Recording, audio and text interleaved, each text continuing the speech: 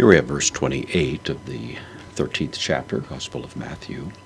The servants of the landowner in the parable that Jesus is telling have just discovered that, of course, there's poisonous weeds that are growing up almost indistinguishable from the good seed, the wheat, that had been planted by the landowner, and the servants now, wanting to be as helpful as possible, begin to propose ways of dealing with that.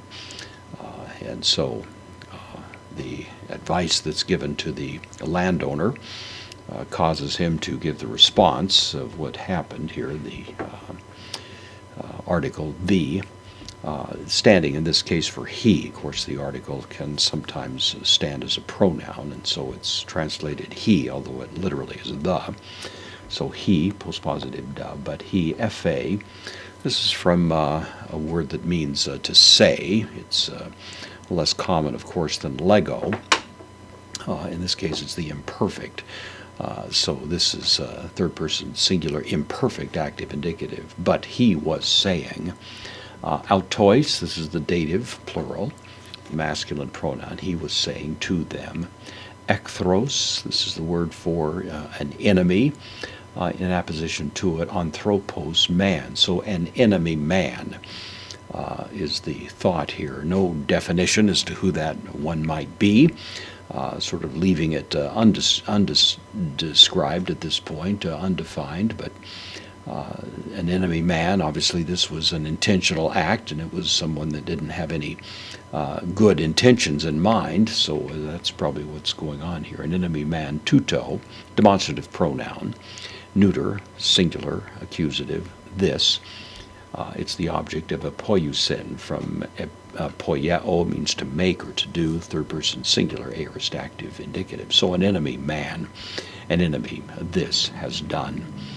The response from the servants of this landowner, hoi, douloi, the slaves or servants, da, postpositive, legusin, from lego, I say, third person plural, present active indicative. The slaves say, auto, to him, to indirect object, dative, masculine singular. Theles, it's a question. Do you wish? From thelo, I want or I wish, second person singular, present active indicative. Do you wish? Therefore. Apelthontes, from aperkamai, I go away. It's an aorist participle, so do you wish, therefore, having gone away, referring to themselves, of course, in the context, sulegzo men, from sulego, uncommon word. The sigma upsilon lambda there is really derived from sun, which means together. The legzo men is from lego, I say. But the original sense of that verb lego was to put something forth, and from that the notion typically was to say something, to put it forth in that sense. But here the more original sense of it, do you want us to pull them together, to set them forth together, and from that is derived the idea of to pull them out, to gather these weeds out. Auta refers to this poisonous tares that have been planted there.